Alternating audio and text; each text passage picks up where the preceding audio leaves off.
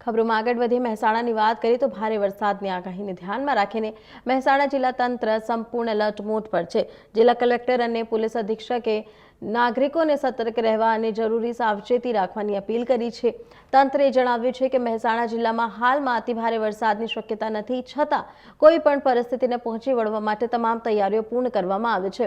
જિલ્લા તેમજ તમામ તાલુકા કંટ્રોલ રૂમ 24 કલાક કાર્યરત રાખવામાં આવ્યા છે। એ ઉપરાંત તમામ પોલીસ સ્ટેશન અને પોલીસ સ્ટાફને એલર્ટ રહેવા સૂચના આપવામાં આવી છે।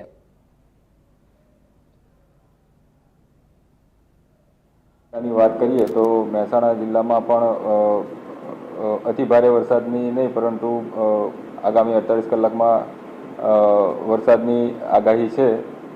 તે અનુસંધાને તંત્ર દ્વારા વહીવટી તંત્ર દ્વારા મહેસાણા જિલ્લામાં પણ અગમચેતીના તમામ પગલાં લેવામાં આવેલા છે। મહેસાણા પોલીસની વાત કરીએ તો તમામ પોલીસ સ્ટેશનમાં તમામ સ્ટાફને એલર્ટ રહેવા માટે જાણ કરવામાં આવેલી છે। તમામ પીઆઈ ભારે વરસાદમાં રોડ પર રહે, ફિલ્ડમાં રહે તે માટે તમામને સૂચના આપવામાં આવેલી છે। કાંઠાના વિસ્તારો જ્યાં આગળ વરસાદ વધારે પાણી આવવાની શક્યતા છે ત્યાં આગળના નદી નાળા અથવા તો જે રોડ ઉપર પાણી ભરાવાની શક્યતાઓ હોય છે, પુલ છે, ત્યાં આગળ બેરિકેડિંગની વ્યવસ્થા થાય તે માટે સૂચના આપવામાં આવેલી છે। તરવૈયાઓની યાદી જે પોલીસ પાસે હોય છે તે તમામ યાદી અદ્યતન કરવામાં આવેલી છે અને તેનો સંપર્કમાં રહે તે માટેના પ્રયત્ન પણ કરવામાં આવેલા છે।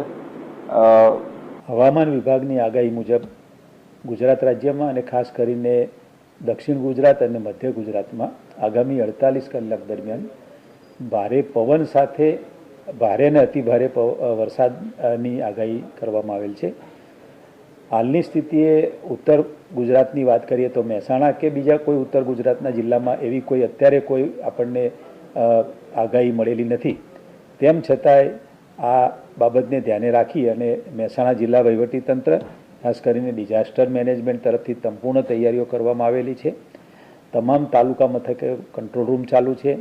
વર્ગ 2 કક્ષાના અધિકારીઓની ત્યાં પણ એક નોડલ અધિકારી કરી નિમણૂક કરેલ છે। એ જ રીતે જિલ્લાનો પણ કંટ્રોલ રૂમ અત્યારે આપણો ચાલુ છે।